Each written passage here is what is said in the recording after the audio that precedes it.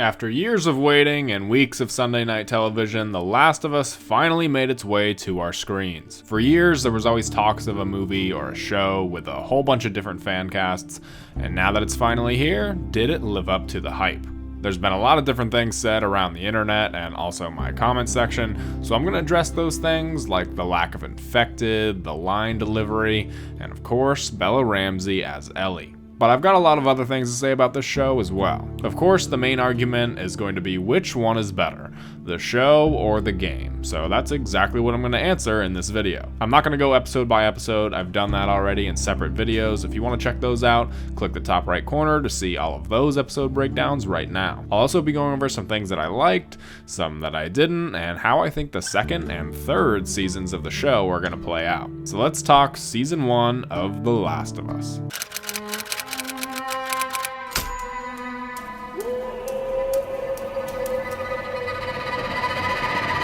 First, I want to talk about the things that I actually liked from this adaptation. So let's talk about the additional scenes that weren't in the game. Because the game is very action heavy and the show didn't want to turn this into an action show, there were a lot more quiet moments, and some of those are really great. In episode 4, when Joel and Ellie pull off the road to get some sleep, Ellie asks Joel if they're really safe out here from any of the raiders, and Joel assures her that yeah, they are, but something doesn't quite sit right with him, so when Ellie goes to sleep, he gets up and just patrols around the area just to make sure that nobody comes. These moments are little, but I think they did a great job at showing the progression of Ellie and Joel's relationship in a different way than the game did. Probably my favorite additional scenes were the cold opens in episodes 1, 2, and 9. Because we got these cold opens in the first 2 episodes, I was thinking that every episode was going to start off with a cold open, showing us a different aspect leading up to the outbreak or even during the outbreak, and when this trend went away, it kind of made me sad. These cold opens definitely scream Craig Mazin to me, specifically Craig Mazin's Chernobyl. I don't know what it is exactly, I don't really think I can explain it thoroughly, but these cold opens absolutely reminded me of scenes in Chernobyl. And while I'm happy with the 3 that we got, I would have loved to see more of this world through the eyes of other people. One of the cooler aspects that I think they did a really good job with was the references to the game. It's little things like Joel boosting up Tess or Ellie to get a ladder or go around and unlock a door. They're small game references, but they're very nice nods. Things like the Danny and Ish poster and all the things around Jackson that are actually references to part 2, but all of these little things added up to us game players, and I think for the most part they really paid a lot of respect to the game. The music was incredibly important to get right, and while they had a few tracks that were unique to the show, I'm really glad that they used a lot of the game's soundtrack for the scenes. Or at least they remixed the songs that were in the game. I'm not sure if a lot of people actually noticed this. I'm not sure how many of you listen to Gustavo's soundtrack in your free time, but a lot of the tracks in the show were actually originally from The Last of Us Part 2. Don't really know what that means. It's not good or bad, just kind of interesting to me. I think the most memorable episode, for better or worse, is episode 3. Bill and Frank's episode was by far the most different when it comes to adapting the game's storyline. I think that Nick Offerman surely won himself an Emmy for the episode, and if there's one episode that's gonna get nominated and win a bunch of Emmys for the series, it'll be episode 3. Did it break the pacing a little bit?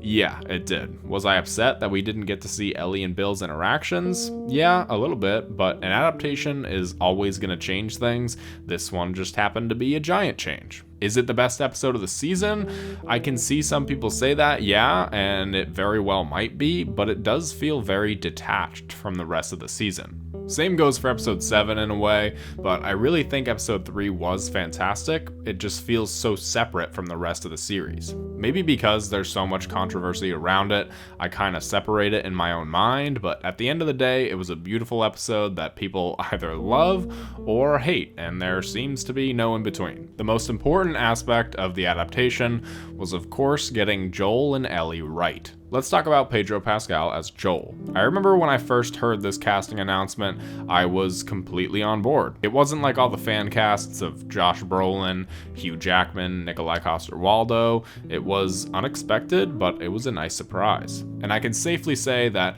I think Pedro killed it in this role. It's certainly different than Troy Baker's Joel. They're both cold and brooding, but Pedro's Joel is much more open than he is closed off. We see this highlighted in episode 6 when he tells Tommy he's scared he can't protect Ellie anymore because he's not in his prime. I think that Pedro's Joel is much more open to caring about Ellie than Troy's Joel was. Which one was better? I'll get to that one in a bit. Now for Bella Ramsey's Ellie. I think when Pedro was announced, everyone kind of went, not what I was expecting, but great choice. And when Bella was announced, the internet got set on fire. I was one of the people who wanted Bella to succeed. I didn't really know what that would look like, and if I'm being completely honest, the first few episodes did not do it for me. There was something about Bella saying the lines that Ellie said in the game that just made me go, that's an actor saying those lines. It sounds weird to say, but I could tell it was acting. I don't know if that makes much sense. Everyone's gonna think this is like the worst review in the world.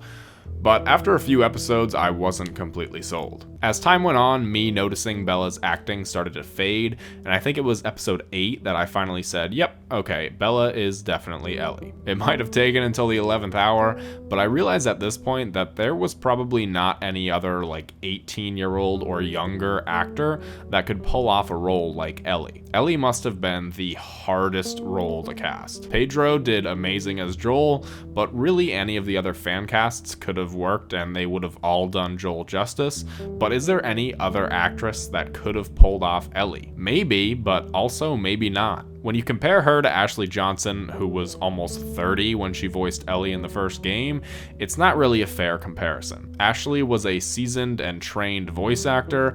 Bella has had a few years in the industry tops, and she's been in some really big roles before. So while it took a little while for Bella to grow into the role for me, I think that she did, and hopefully that trend is only going to continue moving forward. Now let's get into some of the problems that I had with the show. My first main issue that continued for quite a while was the line delivery. While I know the actors wanted to make these roles their own and not copy exactly what Troy and Ashley did, because I had so much experience with the games and hearing the lines in the games, the show's delivery came across so strange to me and it really took me out of the scenes. As time went on, I realized that this was, again, an unfair comparison, and all of my friends and family members who didn't play the games said that the line delivery was fine, so this was just me being a little bit pretentious. But as I watched these scenes back from the first few episodes, I still find that the line delivery is a bit strange. In the later episodes, I have less of an issue with it, and I can compare the two performances and find something that I like in each of them,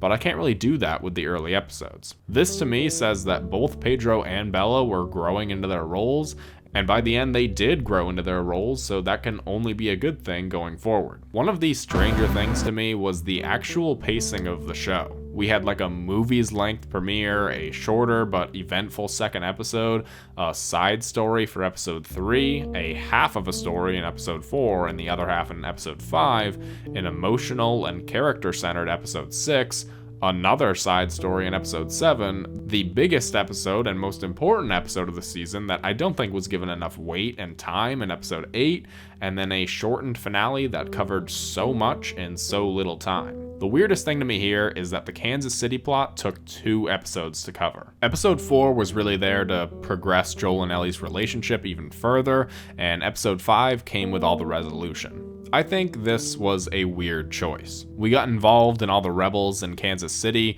and while I think the woman in charge was meant to show us more of somebody that Ellie could turn into, all of these people just died at the end of the episode, so to spend so much time with them just for some metaphorical and symbolic comparison that we're gonna make in the future was a bit strange. The Pittsburgh plot in the game, which is the Kansas City plot in the show, is not nearly as important, and I think that if they were going to spend 2 episodes on one plot line, it should have been with David and his people. I still think that episode 8 is the best one of the season, but I think if it were given 2 episodes, it would have been that much more impactful as a storyline. But talking about the Kansas City people and how they all die, it's so extremely noticeable in this show that just about everybody we meet dies. Tess, Bill, Frank, Sam, Henry, Riley, all the Kansas City people, David, James, and because we meet all these people mostly in the same episode they're introduced in, the pattern becomes explicitly clear. There were quite a few show-only commenters during my episode reviews, and just about all of them had a problem with this kind of format. There's just no reason to care about anybody if they're gonna die at the end of the episode that they're introduced in. There were some exceptions. Tess is in 2 episodes, and the Kansas City people were also in 2 episodes, but I think the issue was brought about here and not in the game, because in the game, Bill doesn't die. And it may not seem like a big deal that the show killed off one more character than the game did, but when you look at the major supporting characters, Bill is up there as one of, if not the most important one. And for him to die really just sets the tone for all of the other characters to die too. If you were gonna kill Bill off, then why not subvert expectations of both the show watchers and the game players by letting another character live? I said this in my episode 8 breakdown, but I think Troy Baker's James would have been a great character to keep alive and continue his storyline as a show-only exclusive. If James would have somehow showed up at Jackson in season 2, if he ran away from everybody in episode 8, Ellie would protest his involvement with the community, and this could have set up a really great redemption arc for James. Maybe he could have joined Ellie or Tommy on their adventure in season 2 or something along those lines. Meddling with these lines is a bit tricky, and I know that, but I still think that could have been cool to see. But maybe that's also just me wanting to see Troy Baker have a bigger involvement with the show. This also comes with how pacing in shows and games are just always going to be inherently different. There's not really any way around that unless you were to make the season longer, but with the budget, that probably wasn't an option. I think the biggest issue I've seen around the internet is the show's lack of infected. I knew that this would be a big issue when I saw the marketing for this show, comparing it to The Walking Dead. No matter how much the showrunners want to say this isn't a zombie show, this is not a show about zombies. When people hear about a post-apocalyptic world with infected people in it, they want to see a zombie show. After the second episode with the encounter of clickers, I had this really funny feeling that it was going to be the only scene like that we got. If there was another scene of Joel and Ellie sneaking around clickers, it would have taken away from the encounter in episode 2, and I was right, because this is the only stealth section of the show trying to get away from infected. They've said that they're going to show more infected in season 2, but it's very clear to me that people wanted a zombie show. Episode 5 is the highest rated episode on IMDb, and it's no coincidence that this is also the episode of everyone fighting a horde of infected. Am I disappointed by the lack of infected? Honestly, no, because the amount of infected in the show is exactly the amount that I expected to get. Did I want more initially? Yes, absolutely, but I never expected anything more than like a few encounters and a few episodes, and honestly, episode 5 was far bigger than anything I expected, so if anything, the amount of infected we got in the show actually exceeded my small expectations. But if that's true and we'll get more infected encounters in the second season, then I'm all for that. So the big question, which one is better, the game or the show? This answer is going to vary depending on every single person you ask. A lot of people who played the game and watched the show said that the show didn't build up enough time for Joel and Ellie's relationship. Well, when you compare the show's 10 hours to the game's 40 plus hours, and you spend every single second with Joel and Ellie, of course you're not going to think that was enough time to develop their relationship. But everybody I know who is a show-only watcher doesn't have this issue and thinks that their relationship was thoroughly built up. This is a moment in time when a lot of gamers are having a new experience. They're having the same experience as readers when it comes to adaptations. Book readers have always said, well, the book was better than the movie because of reasons X, Y, and Z, and now people who have played the game are saying, well, the game is better because of reasons Z, Y, and X.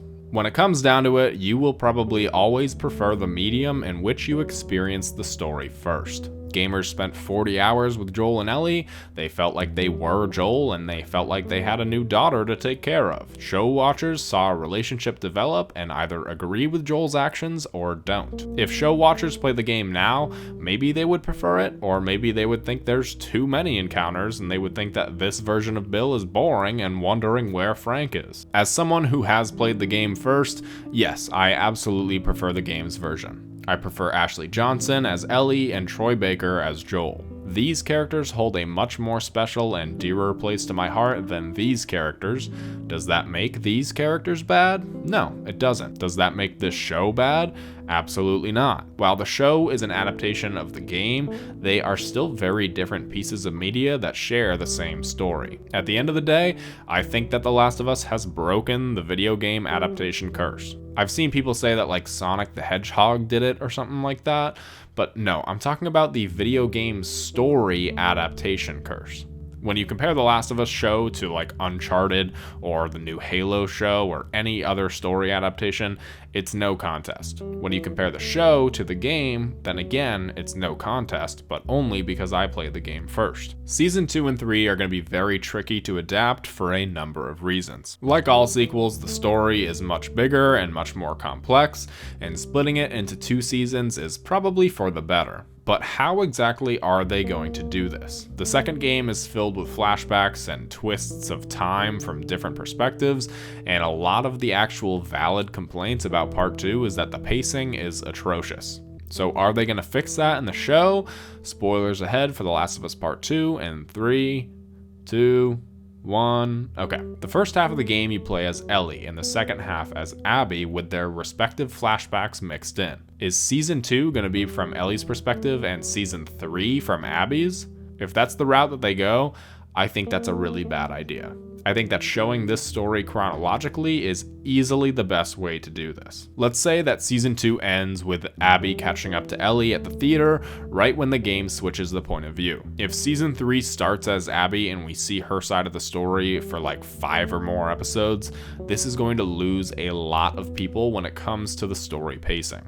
Even if the story itself is good or better than it was in the game, these episodes are not going to intrigue or captivate people the way that Ellie's storyline does. And all of these episodes are going to look like the ratings of Season 8 of The Walking Dead. I actually think a great way to start off the second season would be to see the flashback of Abby and her dad. Maybe we don't see her dad die in the opening sequence, but that could be maybe the opening of the second episode. I'm really not too sure. I haven't thought about this that much. Maybe I will think about it and make a video about how I would write a second and third season. If you want to see that, let me know in the comments. But following the game's version to a T would be a very bad way to adapt this story. Well, those are all my thoughts on the season and the future of the show. Overall, I'd give this show like an 8.5 out of 10. Still the best video game adaptation I've ever seen, and it's not even close. Let me know your thoughts in the comments below and which you prefer, the show or the game, and what score you'd give this season. If you enjoyed the video, hit that like button and subscribe for more Last of Us content. If you do, then I'll see you in the next one. Yeah.